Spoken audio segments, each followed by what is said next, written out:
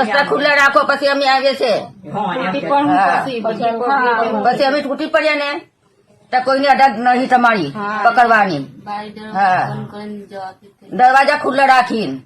બંધ નહીં કરવું દરવાજા માથે તમારી જવાબદારી લેવાની હા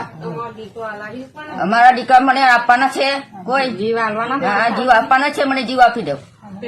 હા તમે રોકો અમારા દીકરા જતો જો આજે કોણા દે મોને પોલીસ ના દબાણ થી અમારા ઘર વાળા આવું બોલી જ ગયા પોલીસે ધમકી આપી એ ભોજો જેવો બેરો કહેવાય બાયણા બંધ કરીને અંગૂઠો લઈ લીધો એવું થોડું ચાલે જબરજસ્તી મેં મને બારે કાઢી મૂકી હતી એકલા ઘર મેં કાકા પતાવીને એમને આવું કરાવ્યું અમારા માણસો ને આવવા દેવ અમારે કઈ ઝઘડો નહીં કરવો તમારી જોડે હા આવવા દેવ એમની માં બોલું છે મેં ઉડી મૂકા હોય એમને સોરી મૂકો પછી આવશું બધા કે એમની બાએ હું કર્યું એમ હું તો બોલાવાય ત્યાં છે એવું તમારા દીકરાને આપી દેવ સહિતભાઈ ને આવવા દેવ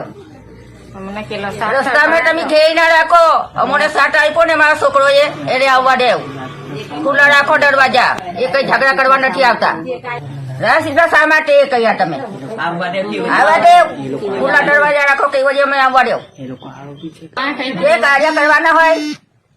તે કરવા દો પાછળ માટે આવે છે એ કઈ આરોપી નથી ચોર નથી અમારા ઘર માટે આવે છે આવવા દો રસ્તા ખુલ્લા રાખો હા મને સાથ સરકાર આપવા આવે છે તમે આવીને ઉભા ગયા તમે આવીને ઉભા ગયા એ લાકડીઓ લઈને ઉભા ગયા એ હાના માટે ઉભા ગયા તમે લાકડીઓ લઈને પેલા કમ નહીં આવ્યા તમે પેલો આવો 3 દિવસ થયા ભૂકેલા ટળેલા અમને પાણી નહીં મળતું ઘરમાં અમારો જે શાંતિ નહીં અમારા સૈતભાઈ ને મોકલી આપો હા એ બી ભૂકેલા માં આવી લીધા